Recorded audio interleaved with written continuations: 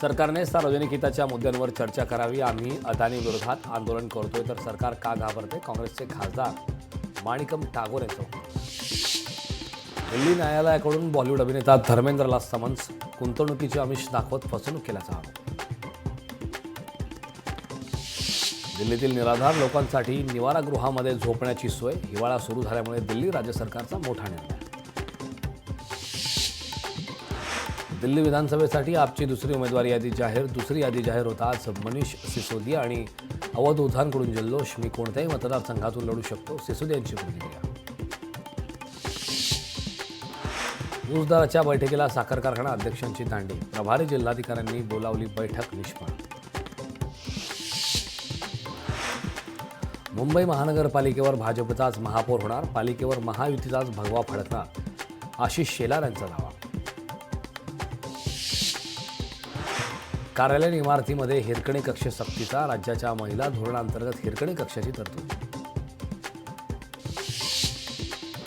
हॉटशॉटसाठी बनलेल्या चित्रपटासंबंधित चौकशी. सर्व अधिकृत मालमत्ता माझ्याकडे, कोणतेही अतिरिक्त पैसे नाहीत. ईडीसमोर हजर झाल्यानंतर अभिनेत्री किहाना वसिष्ठांची प्रतिक्रिया.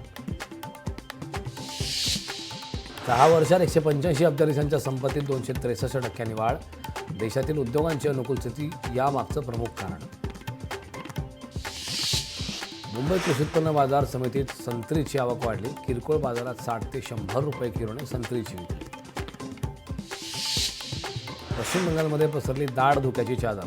सैंथा आणि जैन वस्ती परिसर पूर्णपणे धुक्याने व्यापला.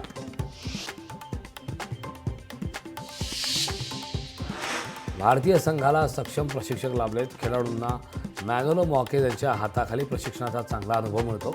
माजी फुटबॉलपटू सुनील छेत्री यांचं वक्तव्य.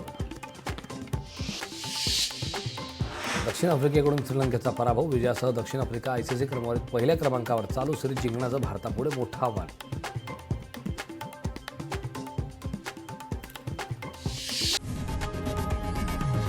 लोकशाही मराठी ऐका, पहा, जागरूक रहा.